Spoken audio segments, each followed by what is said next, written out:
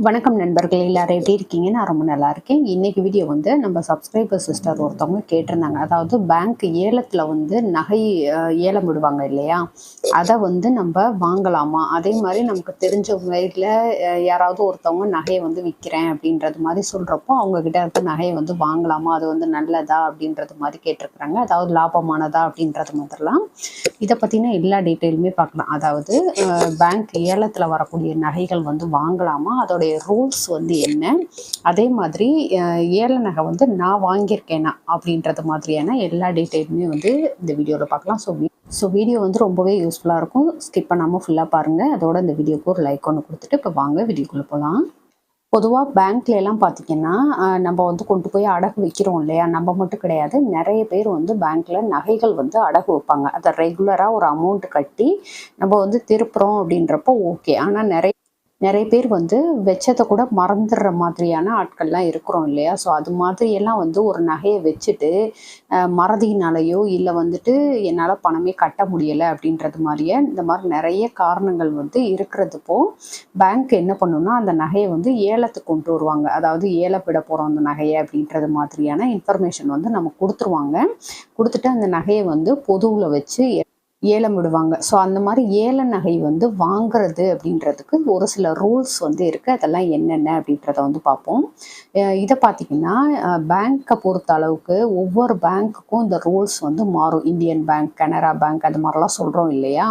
இதில் வந்து ஒவ்வொரு பேங்க்குக்கும் இந்த ரூல்ஸ் வந்து மாறும். ஸோ நீங்கள் நேரில் போயிட்டு ஒரு நகை வந்து இப்போ ஏலத்தில் வாங்க போகிறீங்க அப்படின்றப்போ அந்த பேங்க் மேனேஜரை வந்து நேரில் பார்த்து அதுக்கான ரூல்ஸ் என்ன அப்படின்றது மாதிரியான டீட்டெயில் வந்து கேட்டுக்கோங்க. ஏன்னா இது வந்து ஒவ்வொரு பேங்க்குக்கும் மாறும் அப்படின்றதுக்காக இந்த டீட்டெயில் வந்து கண்டிப்பாக பேங்க் மேனேஜருக்கு தான் தெரியும்.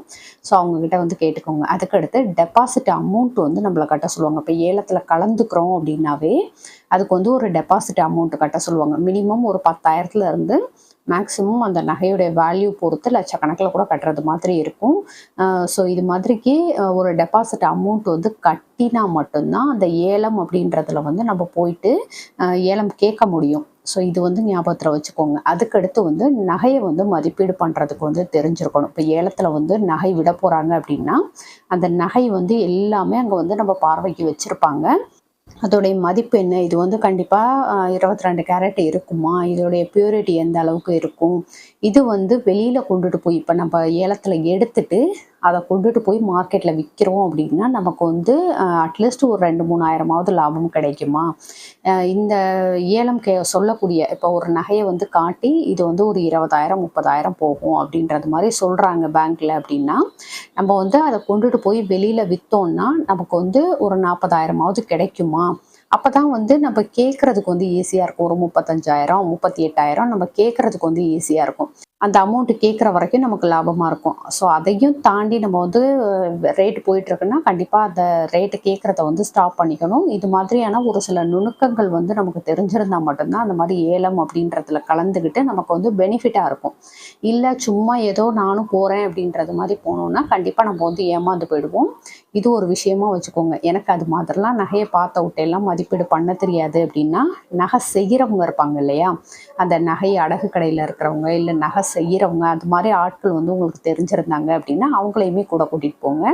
ஸோ இது மாதிரி விஷயங்கள்லாம் வந்து நம்ம தெரிஞ்சிருக்கணும். ஒரு நகையை பார்த்த விட்டே அதோடைய மதிப்பீடு வந்து நமக்கு போட்டுக்க தெரிஞ்சால் மட்டும்தான் நம்ம வந்து அதை கொண்டு போயிட்டு ரீசேல் பண்ணுறப்போ நமக்கு அது லாபமாக கிடைக்கும். அதுக்கடுத்து உங்களுக்கு இது எல்லாமே ஓகே, நான் வந்து ஏலத்தில் கலந்துக்க போகிறேன் அப்படின்றது மாதிரி முடிவு பண்ணிட்டீங்கன்னா ஃபஸ்ட்டு வந்து எடுப்புக்கே வந்து ஏலம் போய் கேட்காதீங்க. ஒரு பார்வையாளராக ஒரு சும்மா எப்படி நடக்குது, எப்படி வந்து ஏலம் கேட்குறாங்க, எப்படியெல்லாம் வந்து அங்கே பேசிக்கிறாங்க, விலையை வந்து எப்படி மதிப்பீடு பண்ணுறாங்க அப்படின்றது மாதிரி தெரிஞ்சுக்கிறதுக்கு ஒரு 4-5 டைமாவது ஒரு பார்வையாளராக போய் கலந்துக்கோங்க. இது மாதிரி நீங்கள் போய் பார்க்குறப்பவே உங்களுக்கு நிறைய இன்ட்ரெஸ்டிங்கான விஷயம்லாம் அங்கே வந்து நடக்கும். நம்ம வந்து எப்படி இதை வந்து தெரிஞ்சுக்கலாம் அப்படின்றது மாதிரி எல்லாமே நோட் பண்ணுங்கள். நோட் பண்ணி நீங்கள் கற்றுக்க தான் உங்களால் வந்து ஏலம் எப்படியெல்லாம் கேட்கலாம், அதில் எவ்வளோலாம் வந்து ஒரு சில ட்ரிக்கெல்லாம் வந்து ஃபாலோ பண்ணுறாங்க அப்படின்றத வந்து நீங்கள் வந்து கற்றுக்க முடியும். ஸோ இது மாதிரிலாம் வந்து பல விஷயங்கள் இருக்குது இந்த ஏலம் கேட்குறதுல. ஸோ இதெல்லாம் வந்து முக்கியமான பாயிண்ட்ஸாக வந்து மனசில் வச்சுக்கோங்க.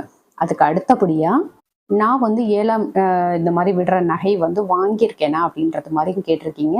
ஸோ அதை பற்றின டீட்டெயில் பார்க்குறதுக்கு முன்னாடி இந்த வீடியோ பார்த்தா நீங்கள் ஃபஸ்ட் டைம் பார்க்குறீங்கன்னா நம்ம திருச்சி தமிழச்சி யூடியூப் சேனலை சப்ஸ்கிரைப் பண்ணிவிட்டு பக்கத்தில் இருக்க பெல் பட்டன் அழுத்தி ஆல்ட்ரா ஆப்ஷன் கொடுத்துக்கோங்க. அப்போ தான் நான் போடுற வீடியோடைய நோட்டிஃபிகேஷன் உங்களுக்கு உடனே வரும். நீங்கள் வீடியோ மிஸ் பண்ணாமல் பார்க்கலாம். அதோட நம்ம சேனலில் நிறைய மணி ரிலேட்டடாக கோல்டு எப்படியெல்லாம் வாங்கலாம், எப்படியெல்லாம் வந்து ஃபேமிலி பட்ஜெட் போட்டு நம்ம ஃபேமிலியை ரன் பண்ணலாம், எவ்வளோ அதில் வந்து அமௌண்ட்டு சேவ் பண்ணலாம், இது மாதிரியான யூஸ்ஃபுல்லான நிறைய வீடியோஸ் வந்து நான் வந்து போஸ்ட் பண்ணியிருக்கேன். கண்டிப்பாக அதெல்லாம் செக் பண்ணி பாருங்கள். உங்களுக்கு அதெல்லாம் பிடிச்சிருக்குன்ற பட்சத்தில் நம்ம சேனல் வந்து சப்ஸ்கிரைப் பண்ணிக்கோங்க. அதோட உங்கள் ஃப்ரெண்ட்ஸ் அண்ட் ஃபேமிலிக்கும் ஷேர் பண்ணுங்கள். இப்போ வாங்க வீடியோக்குள்ளே போகலாம். நான் வந்து ஏல நகை வாங்கியிருக்கேனா அப்படின்னு பார்த்தீங்கன்னா கண்டிப்பாக இல்லை. இது எதுக்காக அப்படின்றத வந்து சொல்கிறேன். ஃபஸ்ட்டு வந்து நான் வாங்கலாம் அப்படின்றது மாதிரி தான் இருந்தோம். எங்களுக்கு வந்து தெரிஞ்சவங்க வந்து நிறைய பேர்னா ஒரு 4-5 பேர்னு வச்சுக்கோங்களேன். அது மாதிரி உள்ளவங்க வந்து சொல்லி நான் கேள்விப்பட்டிருக்கிறோம். இது மாதிரி ஏல நகை வந்து வாங்கணும் அப்படின்றது மாதிரி, அதில் வந்து நிறைய பெனிஃபிட் இருக்குது அப்படின்றது மாதிரி சொல்லி நாங்கள் வந்து கேள்விப்பட்டுட்டு, சரி ஓகே நம்மளுமே வாங்கலாம் அது மாதிரி அப்படின்றது மாதிரி தான் டிசைட் பண்ணிவிட்டு பேங்க் மேனேஜர்கிட்ட வந்து கேட்டோம். உண்மையாக இந்த ஒரு சில விஷயங்கள் வந்து நாங்கள் தெரிஞ்சுக்கிட்டோம். இது நிறைய பேருக்கு நம்பிக்கை இருக்கான்றது எனக்கு தெரில. ஆனால் நாங்கள் வந்து கண்ணால் பார்த்ததுனால கொஞ்சம் அதிலேருந்து பின்வாங்கிட்டோம். என்னென்ன அப்படின்றத வந்து சொல்கிறேன். எங்களுக்கு தெரிஞ்ச பேங்க் மேனேஜர், நான் வந்து ஆல்ரெடி நிறைய வீடியோவில் சொல்லியிருக்கேன், எங்களுக்கு நிறையவே அவர் வந்து சப்போர்ட்டிவாக இருந்திருக்காரு அப்படின்ட்டு. ஸோ அவர்கிட்ட வந்து இது பற்றின டீட்டெயில் வந்து கேட்டோம். கேட்டப்போ எதுக்காக இப்படி வந்து கேட்குறீங்க அப்படின்னு கேட்டாங்க. இல்லை அது மாதிரி நகை வந்து வாங்கலாமா அப்படின்றது மாதிரி கேட்ட விட்டே அவர் சொன்ன விஷயம், நீங்கள் வந்து நல்லா இருக்கணும் அப்படின்றத நான் நினைக்கிறேன் அப்படின்ற ஒரு வார்த்தையை வந்து அவர் சொன்னார். ஏன்னா யாருமே இல்லாமல் நீங்கள் வந்து முன்னுக்கு வந்துட்டுருக்குறீங்க, நீங்கள் வந்து நல்லா இருக்கணும் அப்படின்ற ஒரு ஆசை வந்து எனக்கு இருக்குது அப்படின்றது மாதிரி என் ஹஸ்பண்ட் கிட்ட சொன்ன விட்டே எங்களுக்கு கொஞ்சம் நெருடல் ஆயிடுச்சு. என்ன இப்படி சொல்கிறாரு அப்படின்னு சொல்லிட்டு. அப்புறம் என்ன சார்ன்னு கேட்குறப்ப, இது வந்து வேண்டாம், இந்த மாதிரி நகை வந்து வேண்டாம், நம்ம கஷ்டப்பட்டாலும் பேங்க்கு நகை வந்து வாங்க வேண்டாம் அப்படின்ட்டு ஒரு சில விஷயங்கள்லாம் வந்து அவருடைய பாணியில் சொன்னார். அது உண்மையாகவே எங்களுக்கு வந்து ஓகேவாக இருந்தது. ஏன்னா நான் சொன்னேன் பார்த்தீங்களா, எங்களுக்கு தெரிஞ்சவங்க ஒரு 4-5 பேர் வாங்கினாங்க அப்படின்னு சொல்லிட்டு. அவங்க ஆரம்பத்தில் வாங்கினப்போ கொஞ்சம் அவங்க வந்து நல்லா இருக்கிற மாதிரி தான் எங்களுக்கு தெரிஞ்சுது. நாங்களுமே அந்த ஒரு ஆசையில் தான் கேட்டோம். ஆனால் அதுக்கடுத்து நாங்கள் எங்கள் கண்ணால் பார்த்த ஒரு சில விஷயங்கள் வந்து பார்த்திங்கன்னா ரொம்ப, அதாவது அந்த குடும்பமே வந்து பண அளவுலையாக இருக்கட்டும், இல்லை உடல் அளவில் மருத்துவ செலவு அப்படி இப்படின்னு சொல்லிட்டு ரொம்ப அடிபட்டு அவங்க வந்து ரொம்ப கீழே போனதை வந்து நாங்கள் பார்த்தோம். எதுக்காக இப்படி பாவப்பட்ட நகையை வந்து வேண்டாம் அப்படின்னு அந்த மேனேஜர் வந்து சொல்லவுமே நாங்கள் அதை வந்து இன்னைய வரைக்கும் அதை வந்து ஃபாலோ பண்ணுறோம். யார் என்ன சொன்னாலும் சரி, அந்த நகை மட்டும் வாங்கவே கூடாது. அதாவது தெரிஞ்சவங்க விற்கிறதா இருக்கட்டும், இல்லை பேங்க்கு ஏலத்தில் வரக்கூடிய நகைகளாக இருக்கட்டும், வேண்டவே வேண்டாம் அப்படின்றது மாதிரி. நீங்கள் வந்து வாங்கலாமா அப்படின்றது மாதிரி கேட்டிருக்கீங்க. நான் சொல்லக்கூடிய காரணம் இதுதான். எங்களுக்கு அந்த மேனேஜர் சொன்னதை நான் வந்து உங்களுக்கு அப்படியே சொல்கிறேன். ஒரு சிலர் வந்து ரொம்ப ஆசைப்பட்டு அந்த நகைகள் வந்து வாங்கியிருப்பாங்க. அவங்க பொண்ணுடைய மேரேஜுக்காக இருக்கட்டும், இல்லை வந்துட்டு பல விஷயங்கள் ரொம்ப ஆசைப்பட்டு, யார் ஒருத்தருமே வந்து ஒரு நகையை ரொம்ப ஆசைப்பட்டு வாங்குவோம் இல்லையா? வாங்கிட்டு ஏதோ ஒரு தேவைக்காக நகையை வந்து அடகு வச்சுட்டு அதை திருப்பவே முடியலை அப்படின்றப்ப அவங்களுடைய மனநிலை வந்து எப்படி இருக்கும்? அதாவது இப்போ ஒரு 1,00,000 ரூபாய் மதிப்புள்ள நகையை வந்து 70,000 60,000ன்னு சொல்லிட்டு அடகு வச்சுட்டு அதை திருப்ப முடியாமல் திரும்ப அதை வந்து அவங்க விற்கிறப்போ, அதாவது அந்த பேங்க்கே அதை எடுத்து ஏலத்துக்கு விடுறப்போ அது வந்து இன்னும் ஹையஸ்டாக தான் போகும். அந்த நகையை கொண்டு போய் பேங்க்கில் வச்சவங்களுக்கு தான் எல்லா விதத்துலையுமே நஷ்டம். நம்மளுடைய நகையை வந்து இப்படி ஏலம் போயிடுச்சே அப்படின்றப்போ அவங்களுடைய மனநிலை வந்து எவ்வளோ ஒரு வருத்தமாக இருக்கும், கோபமாக இருக்கும்.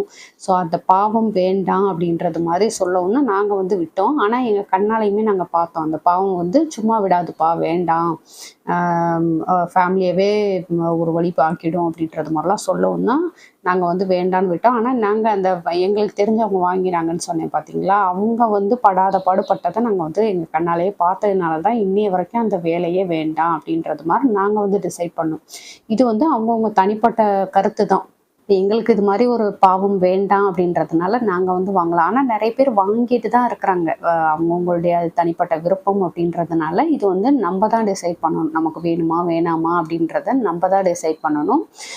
இதில் வந்து உங்கள் முடிவு தான். நீங்கள் வந்து வாங்குறது வாங்காதது வந்து உங்கள் முடிவு தான். ஆனால் நான் எல்லா ரோல்ஸுமே, எனக்கு தெரிஞ்ச எல்லா ரோல்ஸுமே நான் வந்து கேட்டு எழுதியிருக்கேன்.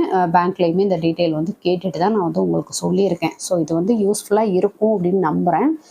இது வந்து ஒரு விதத்தில் பார்த்தீங்கன்னா லாபகரமானது தான். நமக்கு வந்து பேங்க்கில் நகையை வந்து ஏலத்தில் விடுறதை எடுத்து நம்ம சேல் பண்ணுறதா இருக்கட்டும், நம்ம வச்சுக்கிறதா இருக்கட்டும் லாபகரமானது தான். ஆனால் அந்த நகைக்கு உண்மையாக உரிமையானவங்களுடைய அந்த ஒரு வைத்தறிச்சலும் நம்மளை தான் சேரும் அப்படின்றது மாதிரி ஒரு ப்ராக்டிக்கலாக பார்க்க போனோம். அப்படின்றப்போ இது உண்மை அப்படின்றதுனால இது எங்களுக்கு வேணான்றது நாங்கள் முடிவு பண்ணோம். இது வந்து அவங்கவுங்களுடைய டிசைட் தான்.